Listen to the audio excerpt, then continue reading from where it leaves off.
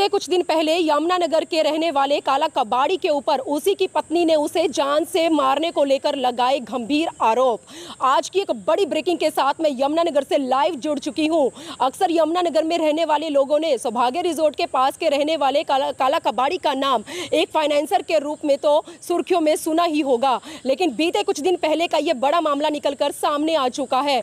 पत्नी ने यमुनानगर के एसपी, जी हां, एसपी गंगाराम पुनिया को लिखित में एक शिकायत दी, जिसमें पत्नी के द्वारा काला कबाड़ी के ऊपर वेश्यावृत्ति का धंधा करने, अवैध हथियारों की सप्लाई करने के साथ साथ लोगों को रुपए फाइनेंस करने के नाम पर मोटा ब्याज वसूलने को लेकर गंभीर आरोप लगे हैं।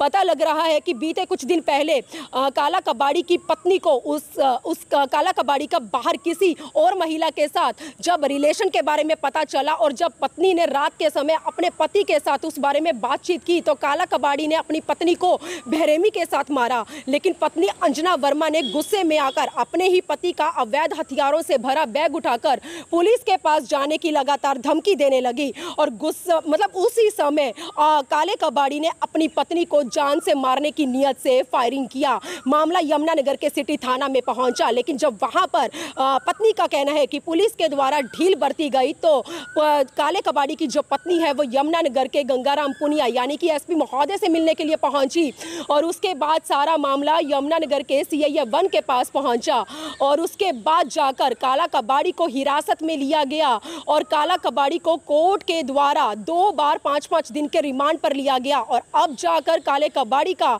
10 दिन का रिमांड पूरा हो चुका है और यमुनानगर के सीआईए 1 के इंचार्ज यादविंदर और उनकी टीम के द्वारा कुल मिलाकर 54 बाइकों के साथ अवैध हथियार और साथ ही साथ अवैध कब्जे से जुड़े जरूरी दस्तावेज बरामद हुए हैं। यहां तक कि पुलिस का कहना है कि काले कबाड़ी के ऊपर पहले भी कई मुकदमे दर्ज थे, लेकिन पता नहीं उस केस में कार्यवाही हुई है या नहीं हुई, लेकिन पुलिस जल्द ही उन फाइलों को रीओपन कर मामले की तफ्तीश करने में जुट जाएगी।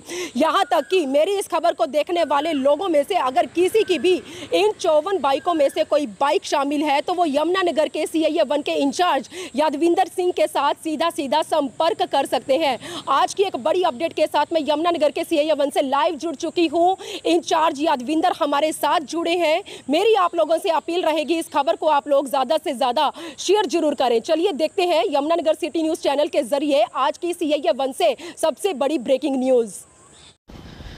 बीते कुछ दिन पहले यमुनानगर के सौभाग्य रिजॉर्ट के पास के रहने वाले काला कबाड़ी को उसी की पत्नी को जान से मारने के केस में वेश्यावृत्ति का धंधा करने, अवैध हथियारों की सप्लाई करने के साथ साथ लोगों को रुपए फाइनेंस करने के नाम पर उनसे मोटा ब्याज वसूलने के केस में पुलिस के द्वारा हिरासत में लिया गया, जिसमें आरोपी काला कबाड़ी को कोर्ट से 2 बार 5-5 दिन के रिमांड पर लिया गया। लेकिन अब जाकर आरोपी काले कबाड़ी का रिमांड पूरा हो चुका है, लेकिन यमुनानगर के सीआईए 1 के इंचार्ज यादविंदर सिंह और उनकी टीम के द्वारा आरोपी काला कबाड़ी से 10 दिन के रिमांड के बाद 54 बाइकें, अवैध हथियार और साथ ही कब्जे से जुड़े जरूरी दस्तावेज बरामद किए गए। तो बताना चाहेंगे, बीते कुछ दिन पहले का ये बड़ा मामला यमुनानगर के काला कबाड़ी का सुर्खियों में आया था, जिसके जिला यमुनानगर में फाइनेंसर के नाम से चर्चे काफ़ी सुर्खियों में थे। लेकिन अब जाकर इस केस में बहुत बड़े बड़े खुलासे निकलकर सामने आ चुके हैं। आरोपी को बीते कुछ दिन पहले पुलिस के द्वारा हिरासत में लिया गया और आरोपी को कोर्ट से 10 दिन के रिमांड पर भी लिया गया था, लेकिन अब जाकर आरोपी से 54 बाइकों के साथ अवैध हथियार और अवैध कब्जे से जुड़े जरूरी दस्तावेज बरामद किए गए। आज की एक बड़ी अपडेट के साथ यमुनानगर के सीआईए 1 से हम लाइव जुड़ चुके हैं, जहां पर सीआईए 1 के इंचार्ज हमारे साथ जुड़े हैं। चलिए जानते हैं उनसे पूरा मामला। वाले को पकड़ा गया है, इसमें क्या केस था, किस उसमें पकड़ा गया? ये जो काला कबाड़ी है, इसका पूरा नाम नरेश है, नरेश उर्फ काला कबाड़ी है। इसकी वाइफ की अंजू की कंप्लेंट पे एक एफआईआर दर्ज हुई थी 323/506 में। उसके बाद तफ्तीश जारी थी, जिसकी तफ्तीश पहले चौकी द्वारा रामपुरा चौकी इंचार्ज द्वारा की जा रही थी। उसमें आगे जो फैक्ट आए उसके मुताबिक 307 ऐड की गई। उसके बाद एसआईटी बनने के बाद ये तफ्तीश जो हमारे पास सीआईए में मार्क हुई, जिसे इस एसआईटी के हेड डीएसपी श्री राजेश कुमार जी हैं, तो उस तफ्तीश में ये आया कि इसने अपनी वाइफ पे एक गोली चलाई थी, जिसके बाद 307 ऐड की गई और इसकी वाइफ ने कुछ वीडियो प्रोवाइड करवाई थी जिसमें इसके काफ़ी हथियार उस वीडियो में दिखाई दे रहे थे। जिसके बाद उसी बेस पे इसको अरेस्ट किया गया, हथियारों की रिकवरी की गई। जब इन्वेस्टिगेशन आगे चली तो पता चला कि इसके घर पे काफ़ी व्हीकल्स हैं, जिन व्हीकल जो तफ्तीश में उनको व्हीकल्स को कब्जा पुलिस में लिया गया। जो इन व्हीकल्स को जब रखा गया, चेक किया गया, तो उनमें से लगभग 54 व्हीकल मिले टोटल हमें। तो उनकी आईडीज़, उनके जो अब तफ्तीश जारी है, उनमें उनके जो मालिक हैं उनको बुलाया जा रहा है, उनको चेक किया जा रहा है।